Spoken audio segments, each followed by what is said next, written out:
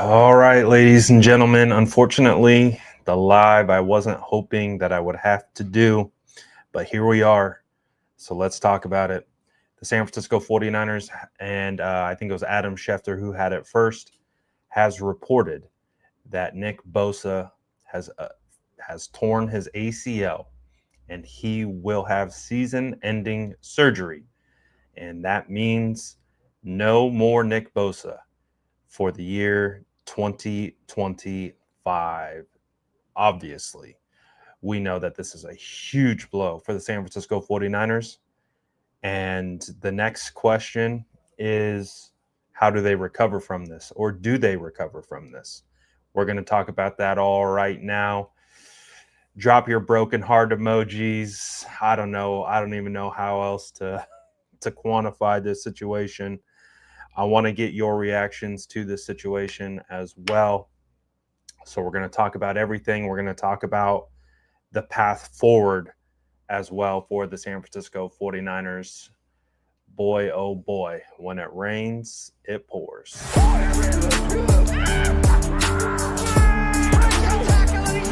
Smash that like button if you haven't already. Love to see it.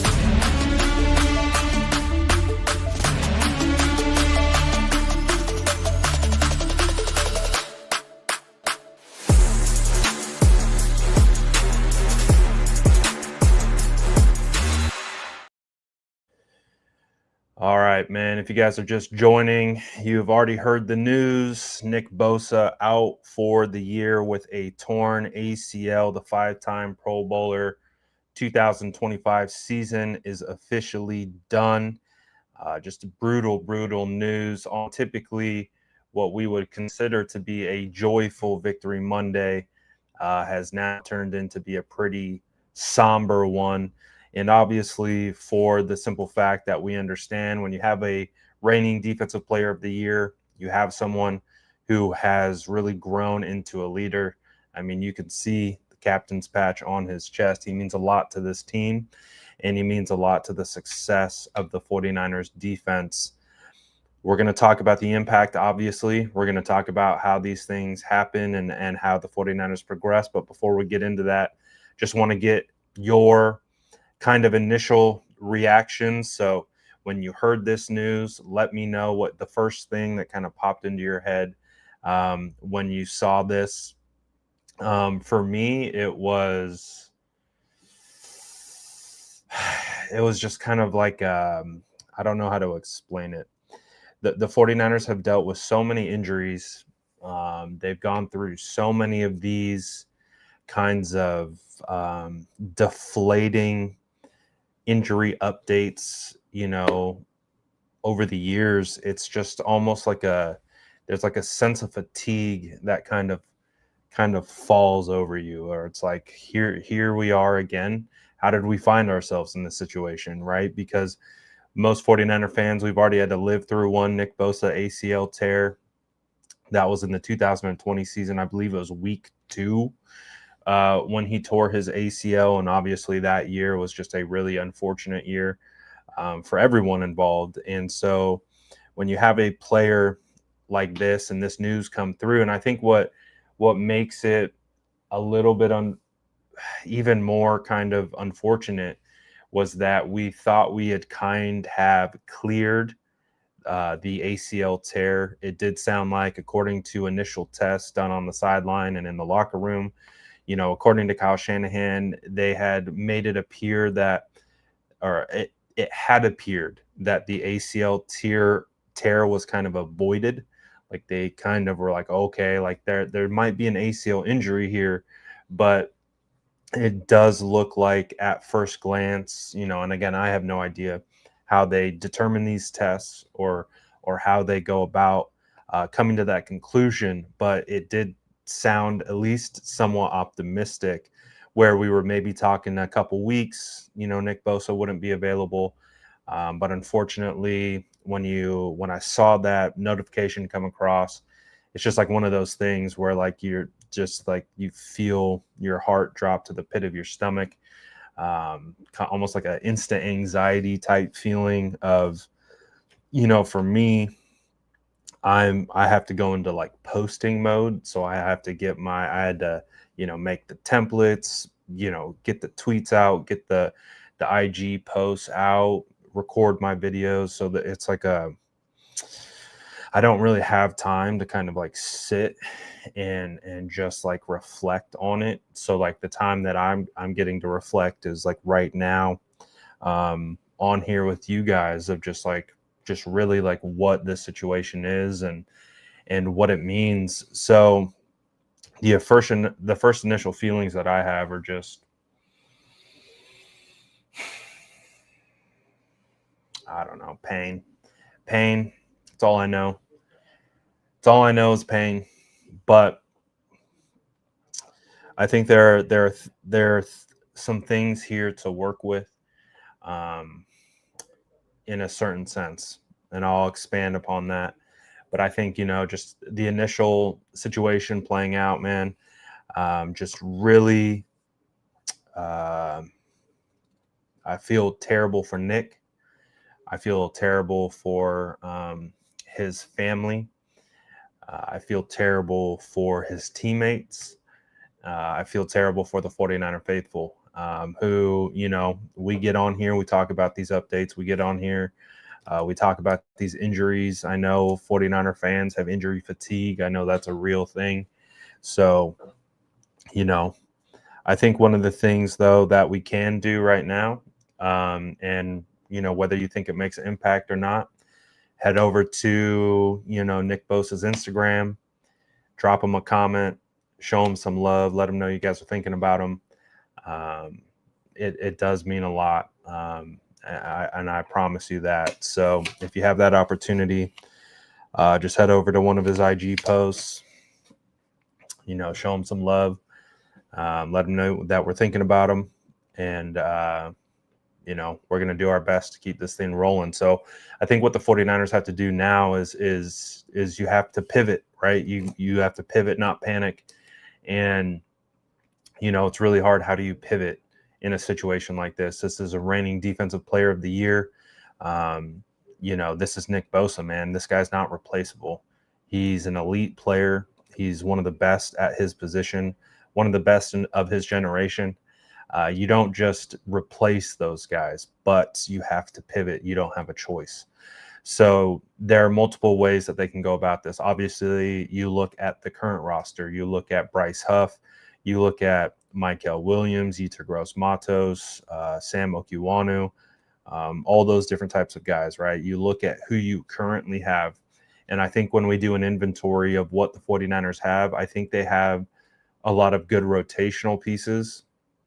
But I think the issue that you run into is Nick was such an anchor for that defense and was such a huge key element to the success of that 49ers defensive line, that it's you really can't replace him with one person.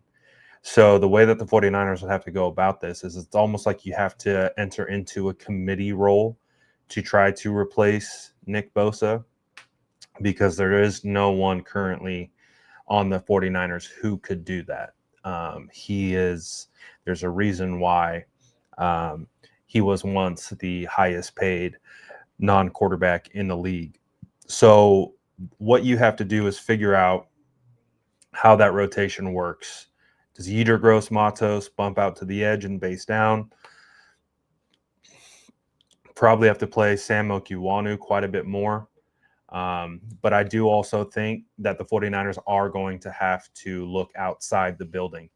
I would not be surprised if one of the first things that John Lynch did this morning, once they had found out the news, was picking up the phones. Who's available? Who can we have? Because the 49ers are 3-0. The 49ers have gone 3-0 without their starting quarterback, without their wide receiver one, without their, at the time, wide receiver two and Juwan Jennings.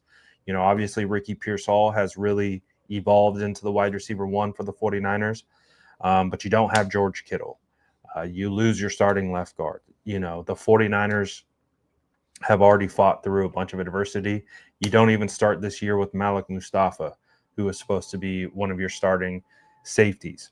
So they have been able to overcome a lot of early adversity, but I think they're a buyer. This team has shown that they have the ability to go out and win.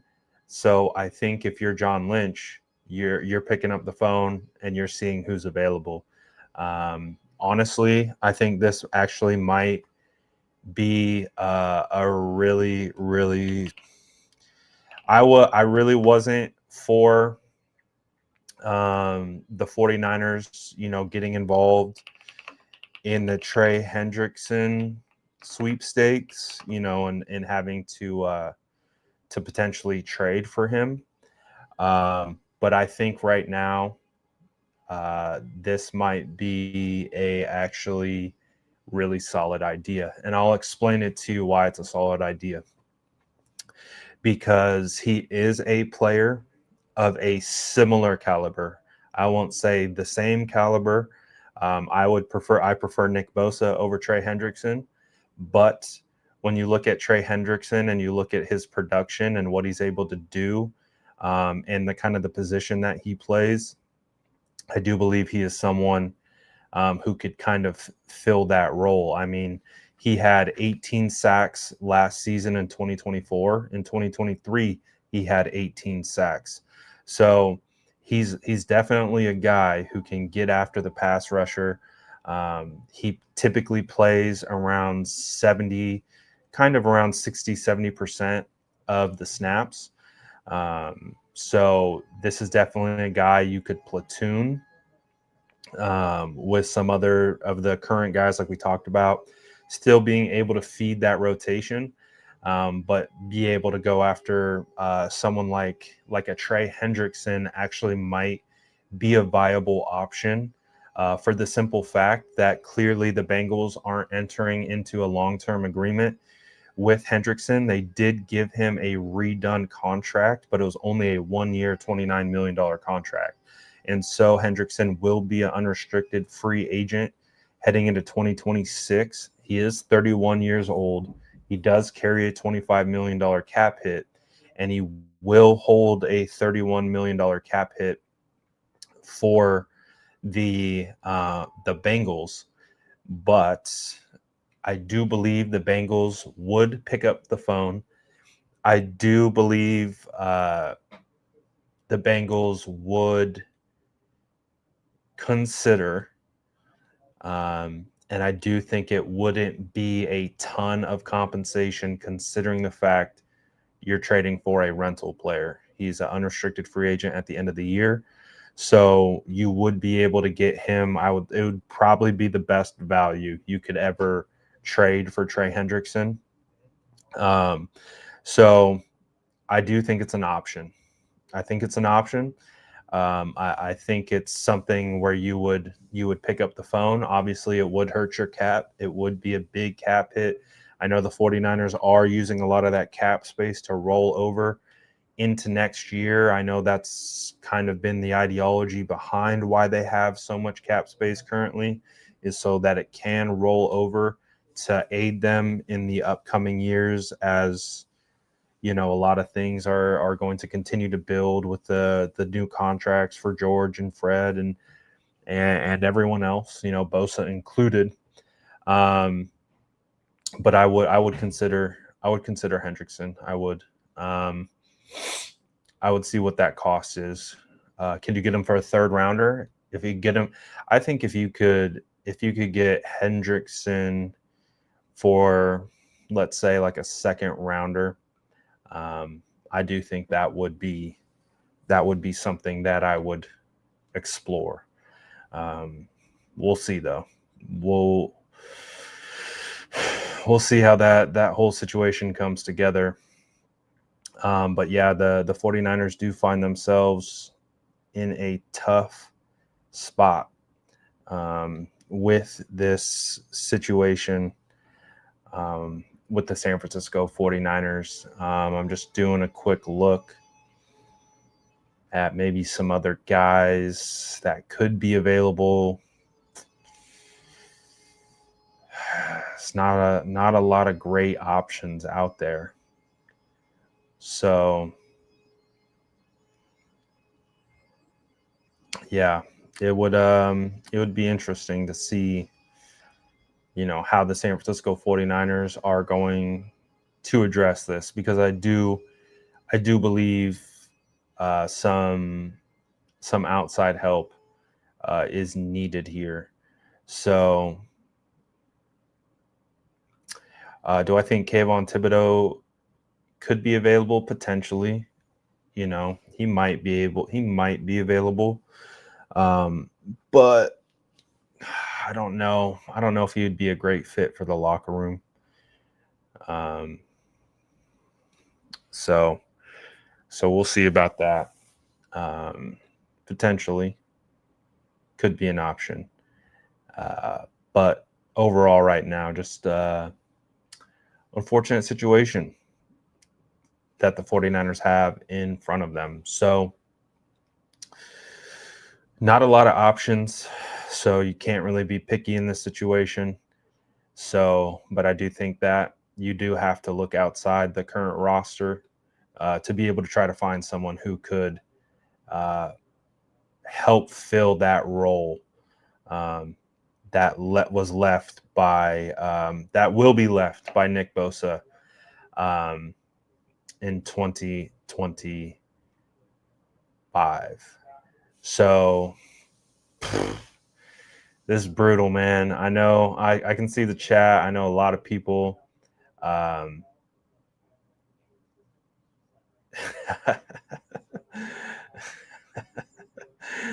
Definitely a little stressed. But you know what?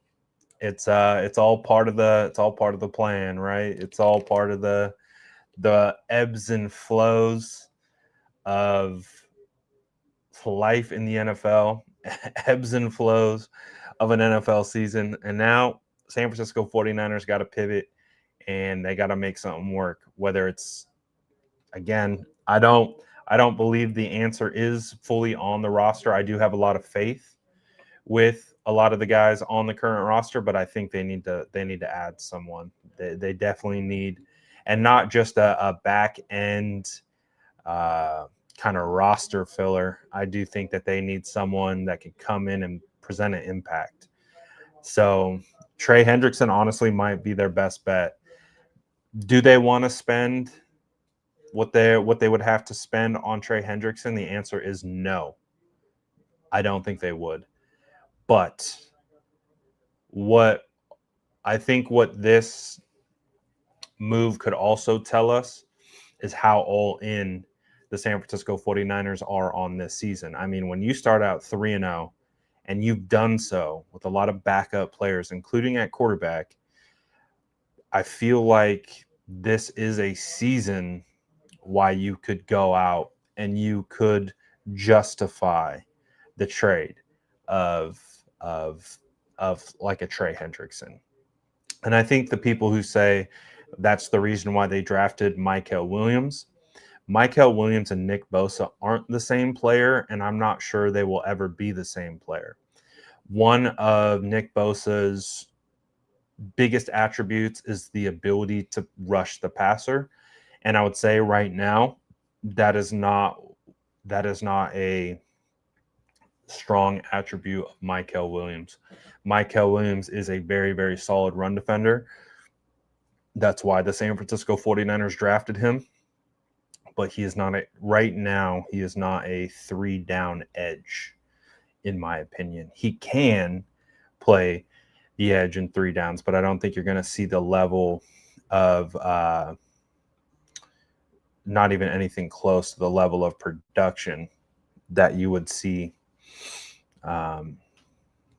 from someone like, let's say, like a Trey Hendrickson. So, boy, oh boy. Going to be fascinating to see how the 49ers pivot to this one. We'll see. But that is the news.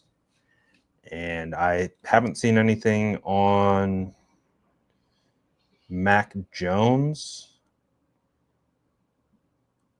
but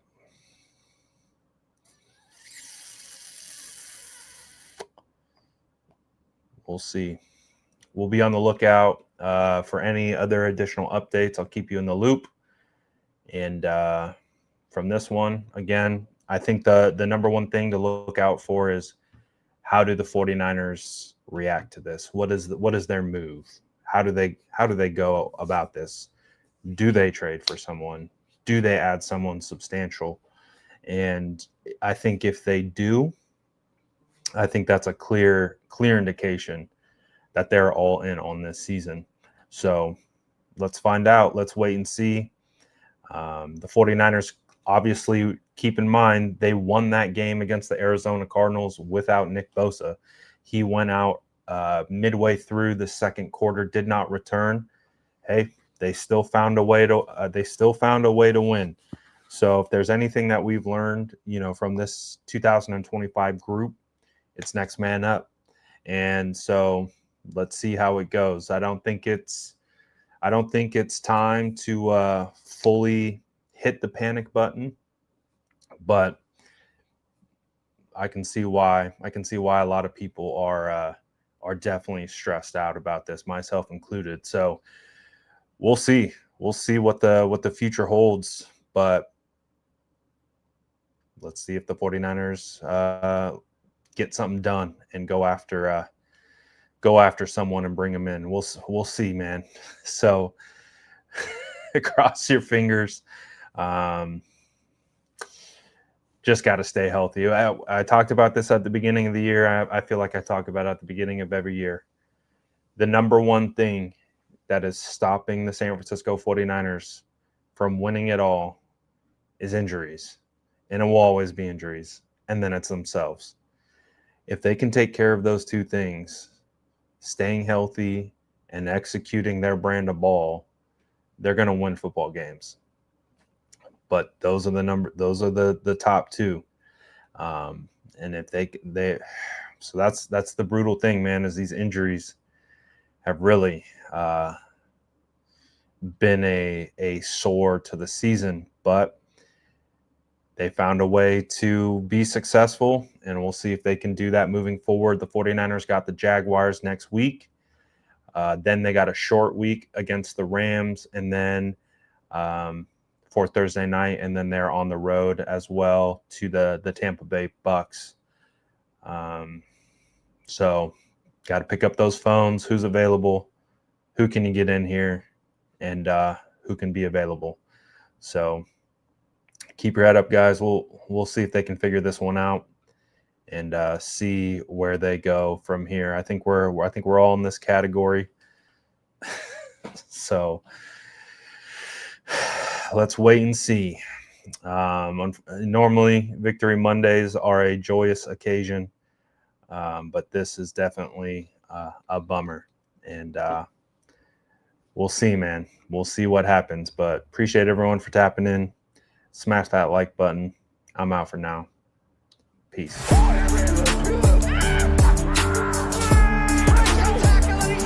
Smash that like button if you haven't already. Love to see it.